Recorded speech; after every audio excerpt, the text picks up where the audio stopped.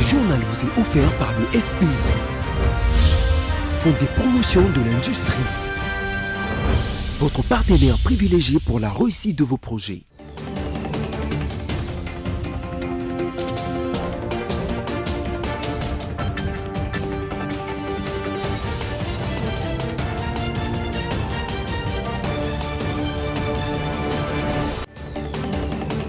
Nous sommes ensemble sous BSC Télévision. Mesdames et messieurs, bienvenue.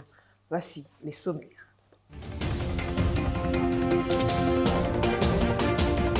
Pour mettre fin au conflit entre la communauté, un dialogue intracommunautaire EMA sera organisé dans le prochain jour dans la province d'Ituri. Le gouvernement provincial du Kwilu a décidé de suspendre tous les voyages sur la route Bandundu-Kinshasa pour empêcher les taux d'insécurité qui sévit dans cette partie du pays suite au conflit entre Yaka et Teke. Et puis en sport, la Fédération des volleyball du Congo a intégré ces sports au niveau scolaire en question d'amener l'émancipation de cette discipline, car aucune élite sportive ne peut émerger sans être au préalable formée. Voilà, c'est tout pour les titres. Bienvenue si vous nous rejoignez. La délégation gouvernementale, avec à sa tête le vice-premier ministre en charge de l'Intérieur et de la Sécurité, a fait sa restitution le mercredi 31 août dernier au premier ministre Samalou Kondé sur la situation liée au conflit communautaire entre Teke et Yaka à Kwamuntu dans la province de Mai-Ndombe. La mission a indiqué que quelques pistes de solutions ont été proposées pour arriver à mettre fin à ces désastres. Suivez. L'opinion peut retenir, à titre de rappel, qu'à la suite des événements malheureux survenus à Kwamuntu, sur instruction de son Excellence Monsieur le Président de la République, le Premier ministre a constitué une délégation de 4 ministres qui se sont rendus sur place. Et depuis que cette délégation est revenue, elle n'avait pas encore trouvé l'occasion matérielle de faire le rapport à son Excellence Monsieur le Premier ministre. Voilà pourquoi déjà à 9h, nous étions là. Nous avons commencé la réunion pour faire le rapport de notre mission, continuer en donnant l'essentiel de notre mission à Kwamuntu, à son Excellence Monsieur le Premier ministre. Bref, et il se pose un problème de crise entre deux communautés, deux peuples, comme ils le reconnaissent eux-mêmes, qui ont toujours vécu des années et des années dans le calme, dans la tranquillité, dans l'amitié, mais qui subitement se sont retrouvés dans un conflit sanglant, un conflit qui a posé au jour d'aujourd'hui, en tout cas un peu plus de 30 morts à Kwamuntu, autant de maisons. On reste dans le même registre, conflit entre Teke et Yaka. Le gouvernement provincial du Kwilu a décidé de suspendre depuis hier mercredi tous les voyages sur la route Bandundu-Kinshasa suite à l'insécurité liée au conflit entre le peuple Teke et Yaka qui a déjà occasionné 5 morts sur ces tronçons. C'est un récit de Bernadette Kamango. D'après les renseignements, des barrières ont été érigées sur la route Bandundu-Kinshasa par des individus armés. Ces derniers procèdent à un contrôle systématique des pièces d'identité des passants à la recherche des tribus Yaka Umbala. Le but de cette fouille est de tuer toute personne faisant partie de ces deux communautés. Selon le gouverneur du Kwilu, Félicien Kiwe, ces civiques sont munis de flèches, d'armes à feu, de machettes et barricadent la route. Ils interpellent tout passager sur moto, voiture 4x4 et bus en leur demandant leurs pièces d'identité. Dès qu'ils constatent la présence de Mungongo, Mumbala, Muyaka, Mungani, le risque est que ces derniers soient achevés. Cette situation a pour conséquence d'affecter la population de la ville de Bandundu qui emprunte ce tronçon. L'exécutif provincial a ainsi demandé aux sociétés de transport de suspendre leurs activités et d'attendre un retour au calme. Cette institution de l'État a déjà fait part au ministre de l'Intérieur d'organiser une rencontre entre le gouvernement du Mai-Ndombe, du Kwilu, du Kwango et de Kinshasa afin de trouver des mesures sécuritaires. Pour le moment, les autorités provinciales recommandent aux habitants de la ville de Bandundu, aux commerçants en particulier, de recourir à la voie aérienne et celle fluviale pour leur déplacement afin de ne pas exposer leur vie. Le dialogue intracommunautaire EMA sera organisé dans le prochain jour en Ituri afin de convaincre certains détenteurs illégaux d'armes regroupés au sein d'un mouvement d'autodéfense constitué par les communautés victimes des atrocités à Djungu, Irimu et à Mahagi, d'adhérer également au processus de paix déjà amorcé par l'administration militaire. L'annonce a été faite le mercredi par le docteur Lonema Vadjerou, président de la communauté EMA, à l'issue d'un échange entre les gouverneurs militaires des l'Ituri et les présidiums de l'association culturelle sur la situation sécuritaire. Dans une atmosphère feutrée, le gouverneur militaire de l'Ituri, le lieutenant-général Luboyanka Choma Johnny, a échangé ce mercredi avec le présidium de l'association culturelle NT, regroupant les membres de la communauté EMA en toile de fond, la paix, la sécurité ainsi que l'organisation dans les prochains jours du dialogue intracommunautaire EMA, dont l'objectif est de sensibiliser et persuader les détenteurs illégaux d'armes regroupées au sein d'un mouvement d'autodéfense dans les communautés victimes des atrocités à Djougou, Mahagi et Irumu. Au sortir de cette rencontre, le docteur Lonema Vadjerou, président de la dite association, appelle les communautés ituriennes à travailler en synergie pour convaincre leurs fils et filles égarés à déposer les armes. C'est qu'il y a un groupe qui se réclame d'autodéfense. Et ce groupe est identifié dans la zone minière. Et ce groupe a au sein des éléments armés qui défendent leurs entités ou leurs villages ou leurs cités. Et ces éléments ne sont pas uniquement des EMA. Ils sont aussi à Lou, ils sont aussi également Nyali, Mambisa et Ndo Okebo. Je ne sais pas si j'ai oublié quelques groupes. Et d'autres communautés aussi qui se retrouvent dans cette zone-là. Donc on peut retrouver un peu tout le monde. Alors ces groupes-là qui se réclament d'autodéfense, ces groupes nous disent qu'ils n'ont pas un problème. L'actualité également, c'est la province du Lualaba qui change de visage du jour au jour et c'est grâce au leadership éclairé de la gouverneure de province Fifi Masuka. De la voirie au bâtiment, rien n'est pris à la légère pour l'avancement de cette entité administrative. C'est un reportage signé Josué Kalamba. L'expression femme de fer n'est toujours pas une vue de l'esprit. Elle a été incarnée en la gouverneure de la province du Lualaba, Fifi Masuka.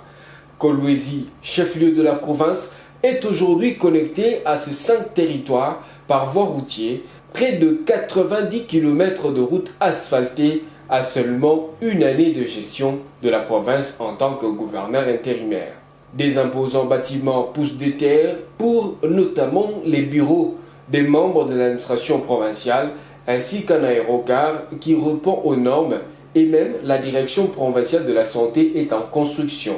Celle que les filles et fils du Lualaba appellent Fifi Béton a assuré le remboursement de dettes qu'avait la province à cause de la mégestion de ses prédécesseurs. De ses réalisations, Fifi Masuka démontre à ses détracteurs qu'elle est une femme aux actions concrètes. Depuis sa prise de fonction, les actions parlent plus que des discours. De retour à Kinshasa, le séminaire de renforcement de capacité de chef des divisions provinciales du ministre de Mines se poursuit. Lancé hier mercredi le 31 août par le ministre de Mines Antoinette Stamba, ce séminaire de 3 jours va se clôturer le vendredi 2 septembre prochain. C'est un reportage de Josué Kalamba et Patrick Komba. La salle Météna de la résidence Saint-Pierre-Claver dans la commune de la Gombe à Kinshasa a servi de cadre ce mercredi 31 août 2022 au lancement par la ministre de Mines Antoinette Nsamba du séminaire de renforcement de capacité de chef des divisions de son ministère. Tout a commencé par l'hymne national, suivi des mots d'ouverture du directeur Fungi et du secrétaire général. Ce avant l'allocution de la ministre de tutelle qui a fait savoir que cette initiative entre dans les cadres de la vision du chef de l'État qui veut booster les développements du pays par le biais du secteur des mines. Par la même occasion, Antoinette Nsamba a insisté sur le respect des normes. Je voudrais m'acquitter d'un noble devoir, celui de rendre mes hommages les plus déférents à son Excellence, Monsieur Félix Antoine Tshisekedi Tshilombo, président de la République, chef de l'État, pour sa détermination avérée à booster le développement du pays et partant du secteur des mines qui en constitue l'un des principaux piliers. Pour clore mon adresse, je voudrais ici marteler sur les attributions du chef de division provinciale consacré dans le code minier en son article 11 ter, qu'il est compétent pour contrôler et surveiller les activités minières, réceptionner les dépôts de demande d'agrément à titre de coopérative minière et aussi d'émettre des avis de conformité préalablement aux décisions et actes du ministre provincial des Mines. Tout en souhaitant un fructueux travail, je déclare ouvert le séminaire sur le renforcement de capacités des chefs de division provinciales. Je vous remercie. Ces assises qui iront du 31 août au 2 septembre 2022 veulent mettre l'homme au centre de sa politique à travers une formation intégrale. Ce séminaire ainsi lancé permettra aux chefs des divisions du ministère de Mines de travailler pour mettre en place les voies et moyens de faire le travail dans la cohérence et dans l'efficience. Kinshasa devient un marché difficile à couler ses produits alimentaires vu la situation économique précaire. La montée des denrées alimentaires du jour au lendemain donne l'insomnie à plusieurs ménages. Nos équipes nous amènent visiter quelques marchés. Kinshasa, ville cosmopolite de près de 20 millions d'habitants, devient un marché difficile à couler ses produits vu la situation économique précaire. Y vivre aujourd'hui n'est pas aisé. La situation socio-économique devient de plus en plus difficile et chaque jour suffit sa peine. La montée des prix des denrées alimentaires du jour au lendemain donne l'insomnie à plusieurs ménages.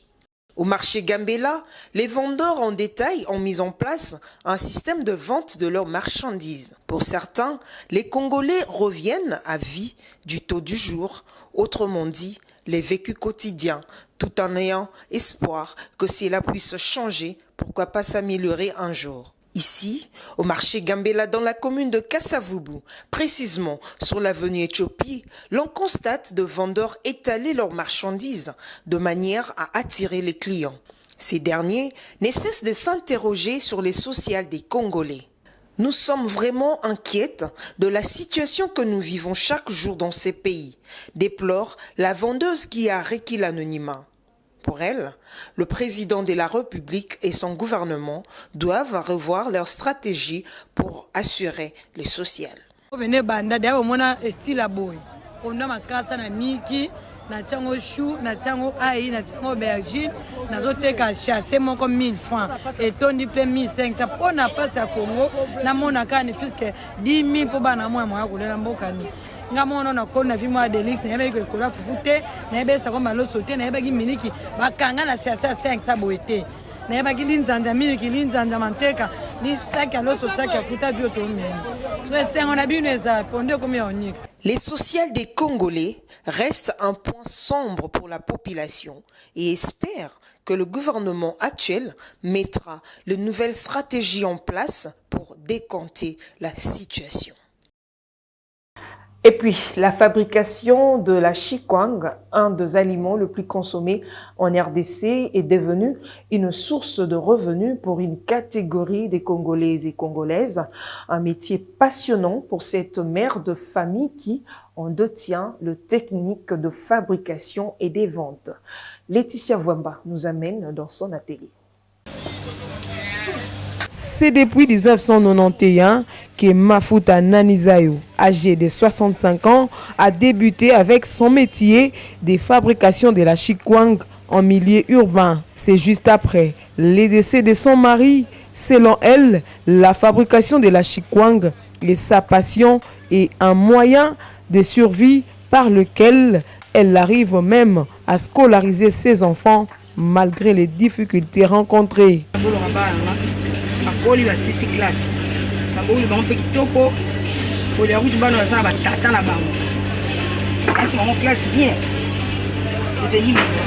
Pour cette dame passionnée de son métier, le prix de la chikwang en milieu urbain est fixé à 500 francs. Selon ses dires, lorsqu'elle fabrique par jour 200 chikwang, ça lui fournit un bénéfice de 100%. Elle invite donc les femmes à entreprendre et à s'adonner à cette activité. En sport, puisqu'on parle du sport scolaire de les bas âges, la Fédération des volleyball du Congo s'y est déjà mis.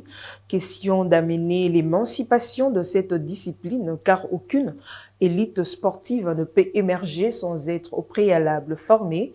Christian Matata, président de la FEVOCO, nous explique l'objectif de cette action lancée depuis le mois de juillet dernier. Effectivement, nous avons mis en place un grand projet qui consiste à recruter, à encadrer et former les jeunes à partir de 8 ans, donc de 8 à 14 ans. Pourquoi cela? Parce qu'on s'est dit qu'il était important de pouvoir restructurer pratiquement toutes nos équipes. Et pour le faire, il est important de commencer à la base.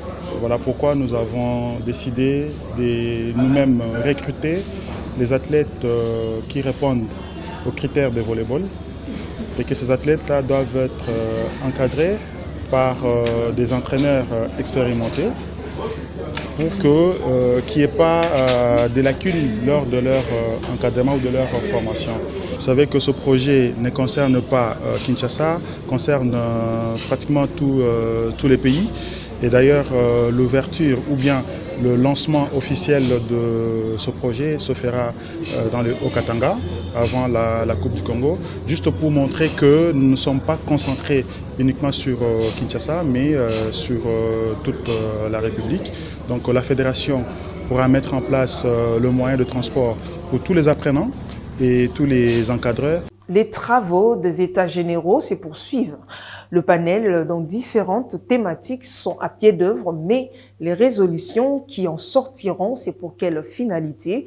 Mais déjà, des propositions fusent de partout, notamment du ministre béninois des Sports, qui a relevé l'aspect du sport scolaire qui est par ailleurs inscrit dans la loi sportive de la RDC, qui reste malheureusement inactive depuis 2011. C'est un reportage signé Idriss Kalombo. Nous avons pris un décret en Conseil des ministres qui a institué le programme des classes sportives. C'est un programme par lequel les enfants des lycées et collèges s'inscrivent dans la discipline sportive de leur choix. Nous en avons choisi 5, foot, basket, athlétisme, handball et arts martiaux pour commencer. Voici l'une des propositions à appliquer à l'issue de ces états généraux. Le sport scolaire et universitaire, tel que renseigné dans la loi sportive dans son article 6, qui stipule, je cite, « Le pouvoir public pourvoit aux équipements et matériels indispensables à la pratique de l'éducation physique et sportive. Il veille au respect de la présente disposition par les établissements d'enseignement privé. » Un arrêté des ministres ayant respectivement l'enseignement et les sports dans leurs attributions fixe les modalités de contrôle de la conformité des équipements. Je ferme les parenthèses. Les récents états généraux dont l'une des commissions s'attelle sur la problématique de l'application de la loi sportive qui reste l'issue la plus contraignante pour l'essor du sport congolais. Les dispositions qui ont été prises en 2008 n'ont pas été vraiment prises en compte. Donc nous les avons réactualisées. Mais cette loi ne doit pas être seulement revisée, mais aussi elle doit être travaillée à son stricte application et imposable au gouvernement via le ministère de tutelle. car dit-on, la force reste à la loi. Voilà, avant de se quitter, voici le rappel de titre.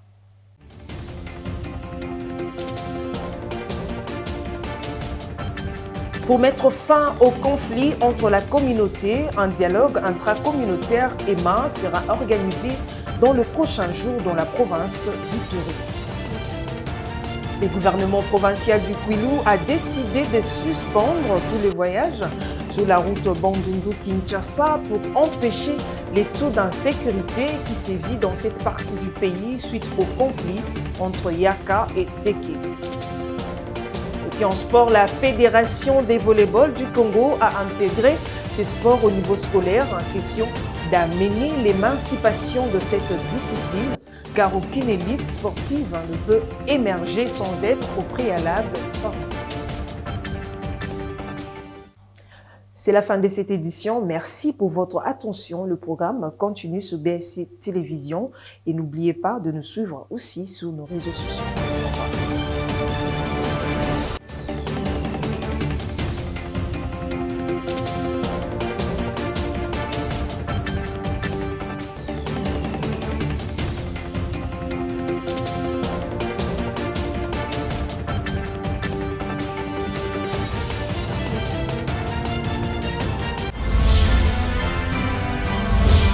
Ce journal vous a été offert par le FPI, Fonds des promotions de l'industrie, votre partenaire privilégié pour la réussite de vos projets.